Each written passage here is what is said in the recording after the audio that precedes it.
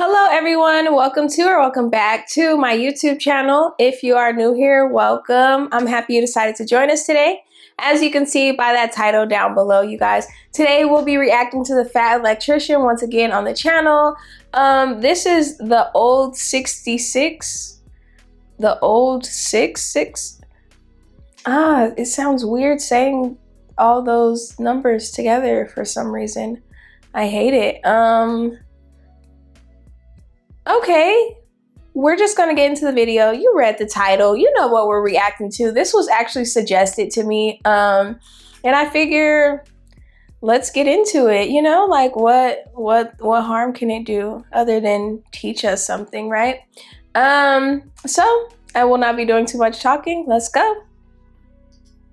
This is a story of a B-17 pilot and a bombardier, two anti-heroes that become best friends and assemble their bombing crew out of a bunch of misfits that don't fit in anywhere else, and they become adamant on doing things their own way. So much so that the US government won't even give them a B-17 to fly. They then proceed to build their own and become the most heavily decorated air crew in US history. Oh wow, okay.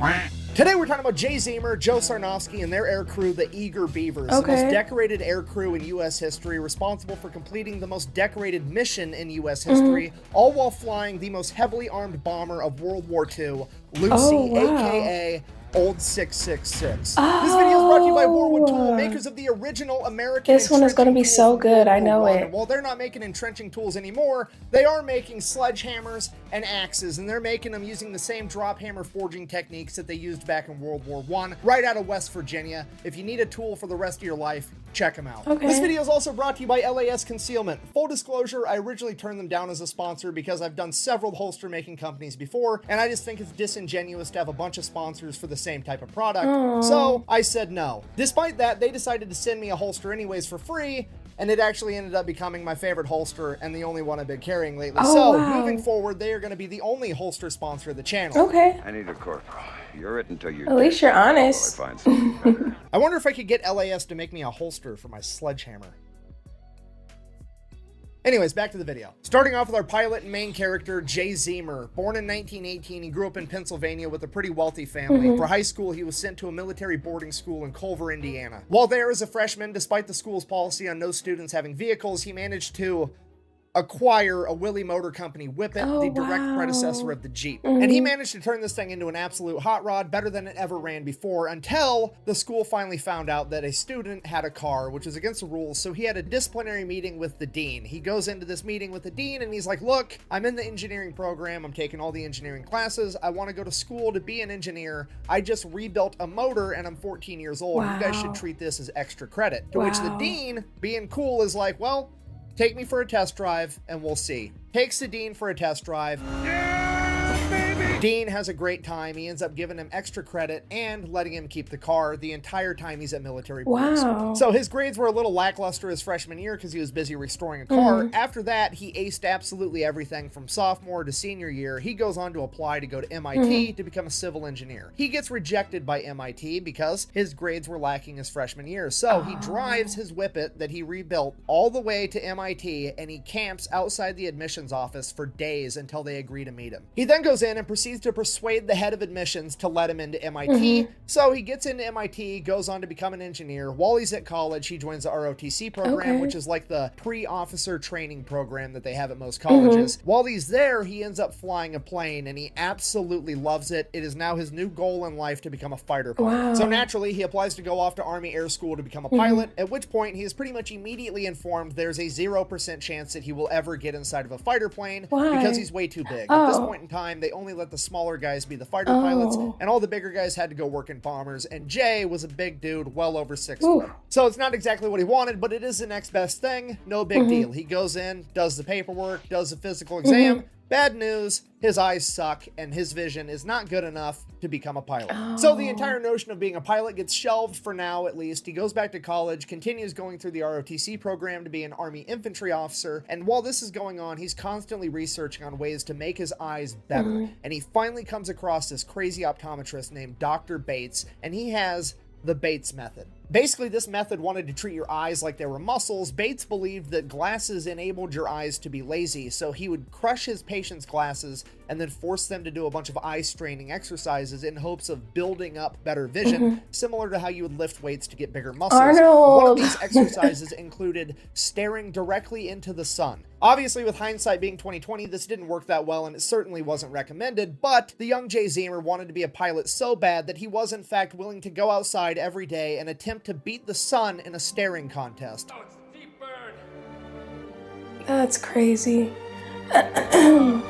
Really crazy. Essentially trying to give himself a caveman version of LASIK. Obviously, this does not improve his eyesight. If anything, it makes it better, but it does highlight just how bad this guy wanted to be a pilot. So, World War II kicks off, standards get lowered, and he gets accepted into the bombing program. And from there, he becomes the top of his class pretty much immediately. He is so good at flying bombers that he can actually perform fighter maneuvers inside of a bomber, which is something most pilots would never even imagine. But not only is he naturally talented at it, he also works extremely hard. He could tell every single American, German, and Japanese plane and their capabilities just by their silhouette. Wow, impressive. No, you idiots! It's a pigeon! So Jay Zeamer is hands down the best bomber pilot in training right now, and somewhere along the lines during training, he becomes friends with the best bombardier in training by the name of Joe Sarnofsky. This guy is basically the Larry Bird at putting warheads on foreheads. They hit it off, they become best friends, they have a ton in common. After they graduate from school, they get separate missions, and they get separated. Dang. So early 1942, Jay Zeamer gets assigned to the 5th Air Force, and he's not happy about it, because the 5th Air Force is also referred to as the Forgotten Fifth. The reason they're called that is because they are stationed in Australia, and their job right now is to basically run a containment war against Japan, trying to slow them down and contain them to the Pacific. And at this point in time, nobody cares about the Pacific theater. The entire world is watching the European theater as America and Great Britain fight their way through North Africa into Italy to take back France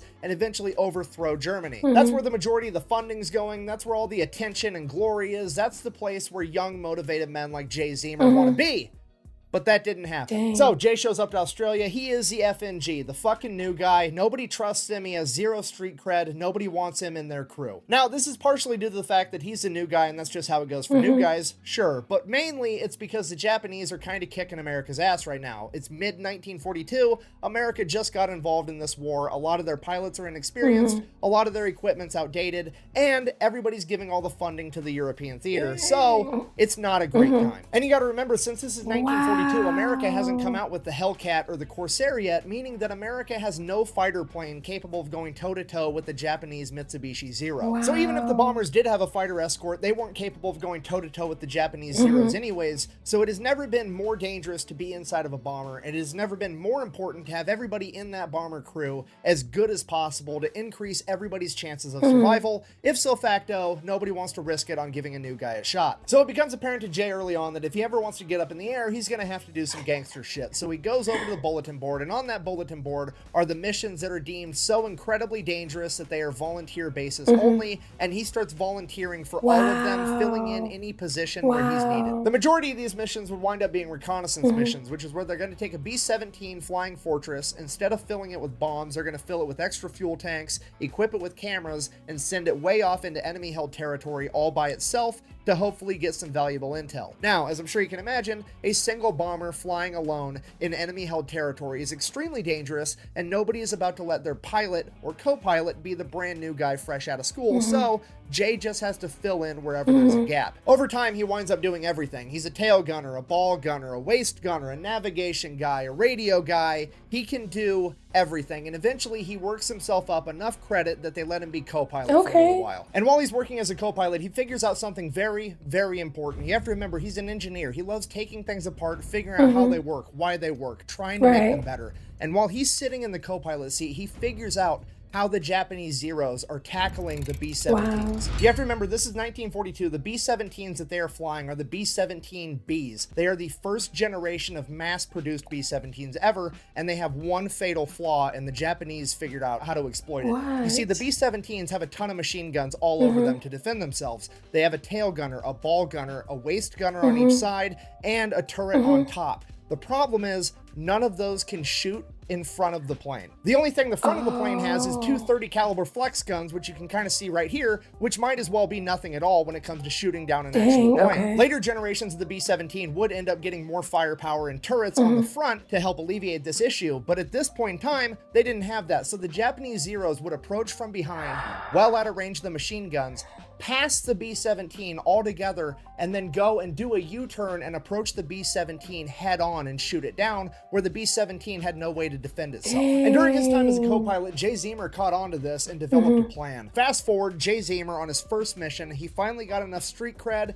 and there was finally a mission dangerous enough that they were gonna let him be the pilot. Sure enough, a Japanese Zero shows up, does the exact same thing, passes outside the range of the guns, does a big U-turn, comes back to confront Jay's B-17. What does he do? As soon as the Zero gets within range, Jay takes his B-17, turns it up on a wingtip, and banks, exposing the belly of the B-17 to the Zero, forcing the Zero to go the exact opposite direction and down, putting it directly in the firing lines of both the belly gunner and the tail gunner, shooting down the Zero. And that is just one of multiple combat maneuvers that Jay has engineered inside of his head, pushing the B-17 airframe to its absolute limit. Fast forward into the mission, he lands the plane, no problem. The entire crew gets out and swears that they are never getting on a plane with Jay Zeamer flying it ever again. And that becomes the new norm for a couple months. Jay went from the new guy that nobody trusted to fly to now he's so good, he's crazy, and we're scared to fly with him. That was until a bunch of new reinforcements showed up on the island, and among them was none other than his best friend, Joe Sarnofsky. So Jay and Joe start volunteering to go on a bunch of dangerous missions together. Same thing happens every time they fly on a mission. Pretty much everybody else on the plane refuses to ever go on a mission with those two ever again because they're absolutely crazy. But every once in a while, they find somebody just crazy enough to keep flying with them, and over the course of a couple months, they build up an entire air crew that starts volunteering together on every dangerous mission available, earning them the nickname the Eager Beavers. Making up the team, we have Bud Thule, apparently the only man smart enough to be a navigator and crazy enough to fly with these guys.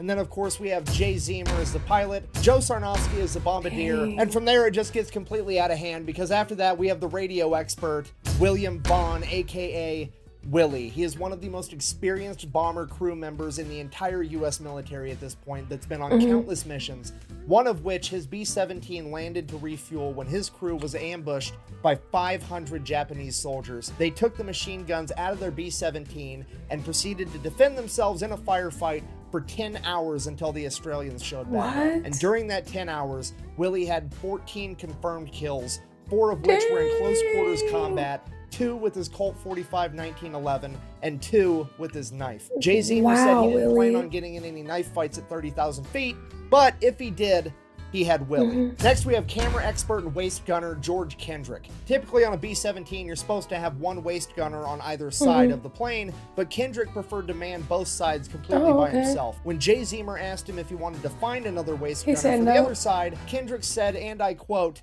"These are my guns and I'm going to shoot all of them. I don't need to be bumping asses with another guy while I do it." Which is the most American shit I've ever heard in my entire life. Next, we have Johnny Abel. That was kind of attractive, I ain't gonna lie. So mechanically gifted that he is deemed more valuable as a mechanic on the ground than he is a member of a bombing crew. Despite that, he wants to be a pilot. So Jay is teaching him how to become a pilot, but in the meantime, he's the topside turret gunner. Next, we have the tail gunner, and he is the biggest, fastest, strongest man in the entire 5th Air Force, Herbert Pugh, aka Pudge. There was a couple I love that picture of them. Went on a couple missions here, a couple missions there, but this was it. This was a core group of men that became best friends and went on the most dangerous bombing runs and reconnaissance missions that the war had to offer. Because of this, they very quickly built up an incredible reputation and became too valuable to lose. At which point, leadership doesn't let them go out on the dangerous missions anymore, and they send them out on a regular bombing run with like 10 other B-17s, and if that wasn't bad enough, they're going to make Jay and his men be the first bomber in line, which if you don't know is the safest bomber in the entire run, because as soon as their bombs hit the ground, that's what alerts the enemy that they're even there. So when they go through, there's no enemies manning the anti-aircraft guns. So they're done and gone by the time there's any enemies returning fire. It's that 2nd, 3rd, 4th, 5th, 6th, 7th, 8th plane that faces the real danger, and that's just not okay with Jay and his men. So they go out on the mission just like they're ordered to, and they are the first ones to drop their bombs just like they're ordered to. They make a clean getaway, they get out to open ocean, at which point Jay tells his men, get ready for a fight, because he does a U-turn, goes back in, flies over the enemy compound at 1,000 feet, while his men from the ball turret, the waist guns, and the tail guns open fire on the enemy's anti-aircraft positions on the ground, literally becoming a ground attack plane like they're an antique C-130. They were able to knock out all of the enemy. No, this is some real gangster shit. This is gangster. Oh my gosh. I love it. I'm so freaking entertained. And I love so much that it's like, it's based on a true story. This is a real story. This is not just some made up, you know, somebody wrote this and it became some made up like book or movie or something. Like, this really happened. I think that's what makes these stories so intriguing to me. Like, I'm so intrigued. Enemy spotlights in most of their anti-aircraft positions, and every single B-17 on that mission made it back home. So Jay, the eager Beavers, and all the other B-17s on this mission make it back to base completely okay, at which point Jay is treated like a hero by his commanding officers. He is. They are. Officers can't give themselves a bunch of medals if their men are defying orders but doing the right thing because it makes them look bad. So naturally, Jay is somehow the bad guy here. So he and the eager Beavers are all confined to quarters pending court-martial. The only reason that Jay and his entire crew weren't kicked out of the military right then and there was because there was a journalist in Australia with the 5th Air Force that heard the story from one of the other B-17 crews, and they reported on it, writing a story that would end up getting read by a congressman that wanted it investigated, and he demanded and ordered that chain of command to give Jay, Joe, and all of his men on that air crew a silver star. So at that point, Jay and all of his men get a silver star. Leadership just kind of has to drop the issue, but also, fuck these guys. We're not going to give them easy missions anymore. We're only going to give them the hardest missions we have, and if they die, they die. We don't really care anymore because they made us look bad. Which is exactly what Jay and his men wanted all along, so it all works out. All right, fast forward, next big dangerous mission, officially known as Flight of the Geishas. Naval code breakers have deciphered enough messages to figure out that in the city of Raboul, there's a hotel, and the penthouse of that hotel is being used as an exclusive officers club where they are being entertained by a bunch of geishas and getting hammered. And among those officers is rumored to be none other than Admiral Yamamoto, the leader of the entire Japanese Navy. Their mission is to fly in with a single B-17 under the cover of night, bomb that hotel, take out all the high-ranking officers, and make a clean getaway. So Jay and the crew get pulled in, they get briefed on the mission, no big deal, everybody's gonna go off to bed, they got a big day tomorrow. Everybody except for Joe Sarnofsky. He stays up all night long studying the map of the city of Raboul. Nobody knows why, they just think he's overcautious. They go to bed, Joe stays up. Fast forward the next day, they take off on their mission. Jay flies them all the way there, gets them real close to the hotel, at which point Jay can actually send the controls of the plane over to Joe Sarnofsky in the bomb bay, so Joe can control the plane and really line up the shot that he wants with this bomb. So Jay sends the controls over to Joe. Joe opens the bomb doors and veers way off course, miles and miles off course, like 10 miles off course. Joe steers this plane, essentially blind, driving the plane just from what he can see outside of the bomb bay. And then, before anybody even knows what's happening, Joe just says bombs away, drops the bombs on a seemingly random location, and sends the controls back over to Jay. Everyone is completely confused, nobody knows what's going on. The bombs make impact, and there is a humongous explosion, way bigger than this 500-pound bomb could have ever done on its own. Joe had just hit a major ammunition depot for the entire Japanese Navy, and his single bomb set off a chain reaction, blowing up the entire facility. Come to find out, Joe Sarnofsky didn't feel right about killing innocent geisha girls, and he decided that he was going to find a target that was just as, if not more valuable than the officers club, and blow that up instead. So they make it back to base, tell leadership everything that happened, and leadership is absolutely furious that they decided to do their own thing instead. They interrogate the entire crew, but nobody is ratting on Joe Sarnofsky. Something did you, Jerry? I did not say nothing, man. Why you always I did. What you say? I told him I'm gonna bang your wife. So as a punishment, they're ordered to do about, the mission boys. again, and this That's what I'm time talking do it about. right. But that is essentially a death sentence because now they know that the Americans are bombing the city and they're going to be on high alert. So they're just going to do it anyways, and I think leadership was actually trying to get them killed, but it's not really going to work out that way. So crew goes to bed early, Joe Sarnofsky stays up all night again, studying the map of the city of Kabul. And yet again, the same exact thing happens. Jay gets him all the way there completely undetected, sends the controls of the plane over to Joe. Joe opens the bomb bay, veers way off course, miles and miles off course, bombs a seemingly random location, and there is an even bigger explosion than the day before. It is an enormous explosion. Jay had just taken out a major fuel depot, again, for the entire Japanese Navy. They make their way back to base, at which point they are effectively grounded, and leadership will never give them a B-17 to fly again because they refuse to follow orders. And they are given absolutely no credit for single-handedly bombing major fuel and ammunition depots in the city of Rabaul. All right, so leadership's being a bunch of dicks. They're not going to let Jay and the Eager Beavers fly any more of the good B-17s, which sucks because at that point, there's really nothing that they can do unless they plan on building their own airplane, which is exactly what they do. So Jay and the Beavers go out to the boneyard, and the boneyard is not just where planes go to die. They go there to be cannibalized for any good parts they may have left to keep all the other planes still running.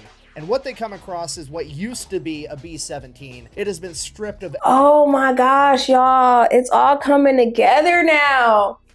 It's all making so much more sense to me too.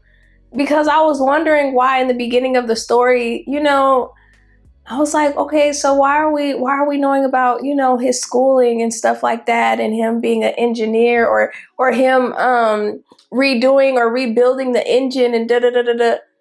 It all makes sense now.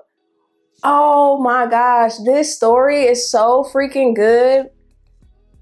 Whoa, I can't lie, like I'm just so like lost for words, honestly, because this is so good. Still running.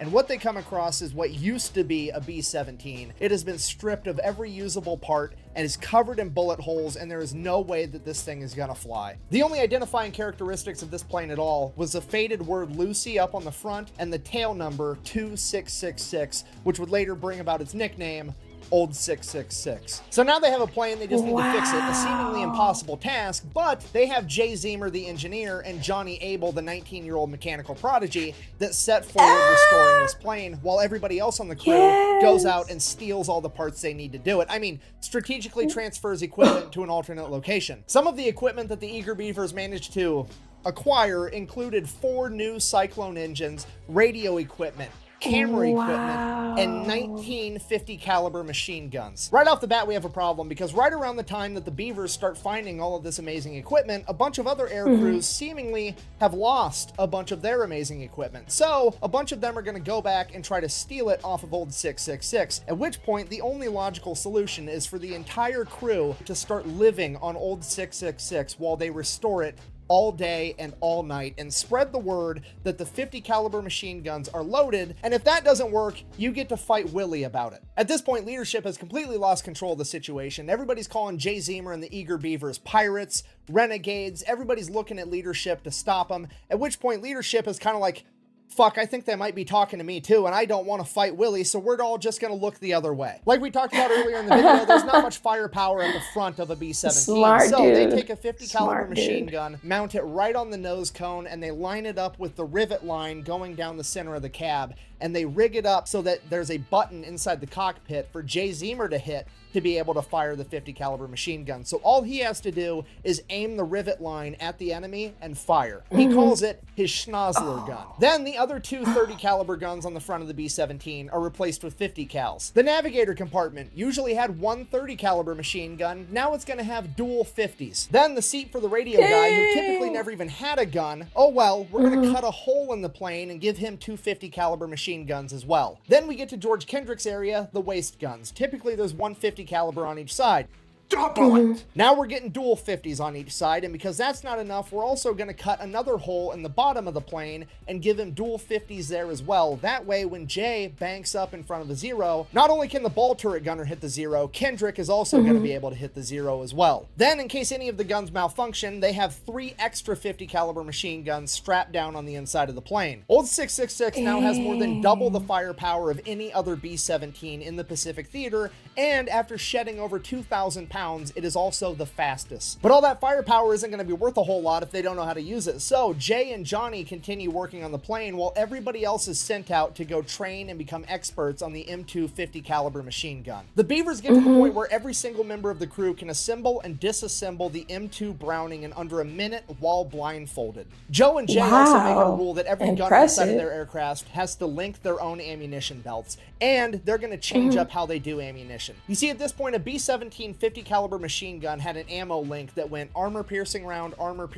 incendiary round, tracer. If you don't know, a tracer is like the little one that looks like a laser beam coming out from Star Wars. They do that so that you can tell where your fire is going and so that your friends can see where your fire is going. They start linking their ammunition so it's armor piercing round, tracer round. And they do this for psychological warfare, because when you're shooting every other round as a tracer round out of a machine gun, it is going to look like old 666 is something out of Star Wars, straight up shooting laser beams at the enemy. Wow.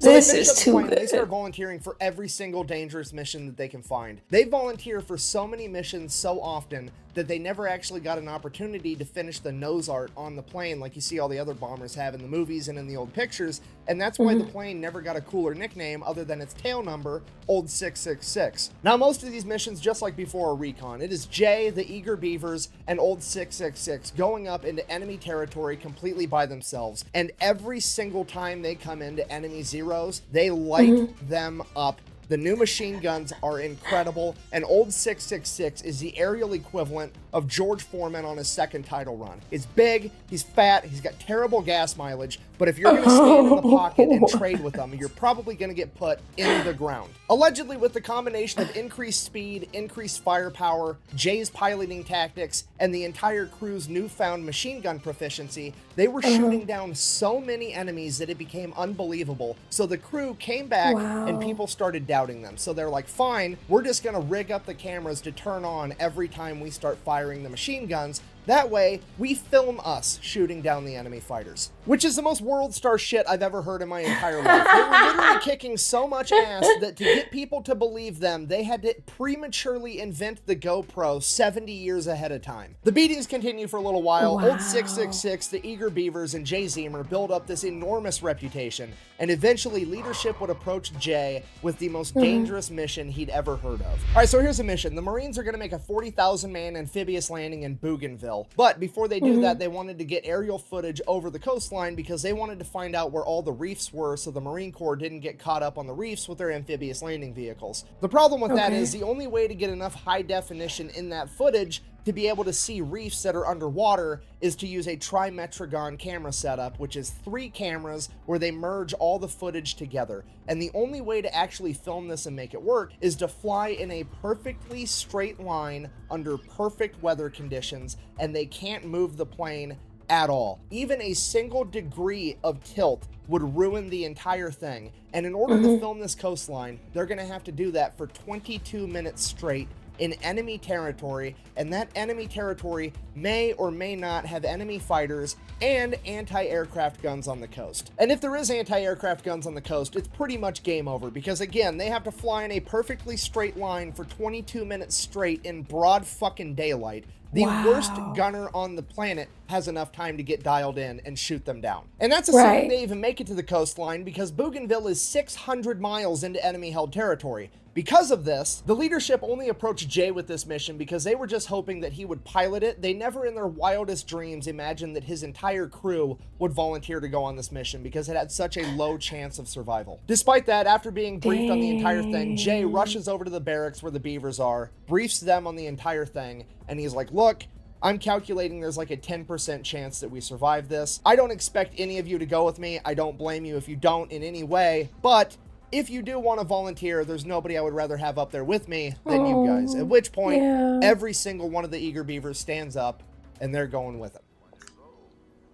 Which car are we gonna take? Later on, when retelling this story, one of the Beavers is quoted as saying, "We thought so much of Captain Zeamer and his abilities that we didn't give a damn where we went, just so long as he wanted to go there. Anything okay by him was okay by us." Jay then runs back over to the colonel that had just briefed him. As he is pinning the volunteer slip onto the board to collect volunteers for this mission, Jay grabs a paper, crumples it up, says that him and the eager Beavers are going to take the mission on one condition. He does it how he wants to do it, and they have no further input. He will get the mission done. At which point the colonel agrees, and it's settled. The only thing to do now is to get prepared for the mission and wait for Army meteorologists to tell them that they're going to have a day clear enough to actually pull this off. It's monsoon season. A couple of weeks go by. Oh, monsoon season is crazy. Army weather guys, hey, tomorrow's the day the weather's going to break. You can get this mission done. So they all get prepped and they take off first thing in the morning when it's still dark out for this dangerous mission. So they take off. They're making their way over to Bougainville. They get like halfway there. It's still dark out. Everything's going great. And leadership radios over to Jay and they're like, "Hey, by the way, extra credit, it would be pretty cool if you could pop up to the top of the island and film Buka Passage as well. We don't need trimetragon footage, just normal footage would work. You can do it while it's still kind of dusk out. If you could get that done too, that'd be great." At which point Jay is like, "No, I don't need extra credit during this extremely dangerous mission. That wasn't what we agreed to. I'm not doing that." Then they're like, "Well, too bad, it's an order." To which he just like hangs up on the guy. He doesn't really care. He's going to do what he wants anyways, because that's been his MO the entire time. Okay, fast forward. They get all the way to Bougainville. It's still too dark out for them to start filming with this trimetragon footage. So Jay asks the crew and he's like, "Look, I can do a U-turn. We can fly 15 minutes out over the open ocean, do another U-turn, come back. That'll be half an hour. That should be bright enough by then. Or we could fly like 45 minutes north, film Buka Passage, and then come back and do this after." And the crew is like, whatever, I don't care. So they go, they film Buka Passage, then they come back. It is now broad daylight, so they start filming their trimetragon footage. They get 5 minutes into the 22-minute run, and they come up on a Japanese airstrip. And on that airstrip is over 20 Japanese Zeros, and he can see men running out to the planes to come get him. Now, Jay doesn't realize it at this point, but these weren't just normal Japanese Zeros. This was one of the best fighter squadrons that Japan had that was specifically brought in to go take out Admiral Halsey. And in this squadron, they had 2 aces with a combined over 30 confirmed air-to-air kills. And even if this wasn't a specialized badass fighter squadron, 20 on 1 is still completely undoable. They'd gone up against 5, 6, 7 Zeros. They'd never gone up against 10, let alone 20 plus. It's at this moment that Jay has to make a decision, because he knows that by the time all the Japanese Zeros get up in the sky, get in their formation, and actually attack him, he's going to have just enough time to finish this camera run. However, then he's going to have to fight his way out, which is probably a death sentence. Or he could cut and run right now, and he's almost guaranteed to be able to get away with a 20-minute head start. He's taken a second to weigh his options and really think about it, and he's just about ready to cut and run, and he looks down at the water, and he can just see all these reefs just right below the water, and he just envisions 40,000 Marines and their amphibious landing vehicles hung up on these reefs, getting cut down by enemy defenses and machine gun fire, and he decides that he's going to risk it to try to save these guys. And for the next 17 minutes, the crew gets ready for a fight as Jay keeps the plane completely straight and level in broad daylight as all the Zeros get up in the air to come get them. Fast forward 17 minutes later, 24 Japanese Zeros have caught up to them, and they are trailing just behind 666 out of machine gun range. Right as George Kendrick comes over the radio and says, "Give me 30 more seconds," 3 Zeros pass along the outside, do their U-turn to begin their attack run against 666. Then George Kendrick radios again that he has the film done. At this point, it's too late for Jay to do his normal evasive maneuver where he plays chicken with one of the Zeros, so he just lines up the nose of the plane and his schnozzler gun with the lead Zero shooting it down. Joe Sarnofsky down below inside the nose cone manning those guns manages to shoot down one of the other Zeros, and the third and final Zero was able to riddle the cockpit with 20mm cannon fire. This fatally wounds both Jay Zeamer and Joe Sarnofsky, takes out all the navigation equipment for the plane as well as the entire oxygen system. Jay Zeamer is now slowly bleeding out inside of this cockpit with no way of knowing where he has this plane headed other than instinct and a compass that he's holding in his hand, and he has about 30 seconds of oxygen left before the entire crew passes out from hypoxia. And the remaining Japanese Zeros all now know that this is not a normal B-17, their typical tactics aren't gonna work, and they just begin swarming every direction they can, firing from all angles. Jay immediately puts the plane into a nosedive, desperately trying to get below 10,000 feet so him and his men can breathe with the oxygen system down. He drops 15,000 feet in just under 30 seconds. That is over 3 miles. in 30 seconds this plane dropped before Jay pulls it back up, and he estimates that they're at 8,000 feet. He doesn't actually know because the altimeter is broken, and the only way he can tell the altitude that they're at is because he's such a good pilot, he can look at the pressure gauge for the engine manifolds and be able to tell. At this point, the entire situation devolves into an all-out chaotic He's too good. Jay, while still bleeding out, is pulling off combat maneuvers inside of a B-17 that most pilots would never even attempt, and his crew instinctively knows how he pilots, so that they are able to pick off these Japanese Zeros one by one. Your average dogfight at this point in time lasted for less than a minute, and this dogfight would drag out for over 45 minutes, and the entire time Jay Zeamer is losing more and more blood and more control of the plane, because at some point both rudders would become damaged and he would no longer be able to actually turn the plane using the rudders. But he's such an incredible pilot that he begins individually throttling all 4 motors, throttling one side up and the other side down, turning the plane that way. Throughout the course of this firefight, the eager Beavers shoot down and completely destroy 5 Japanese Zeros, critically damage and send back a bunch of other ones. And by the end of this firefight, there's 5 or 6 left, fully functional and coming to get them, and they are almost out of ammunition. And right as it looks like this is going to be the end,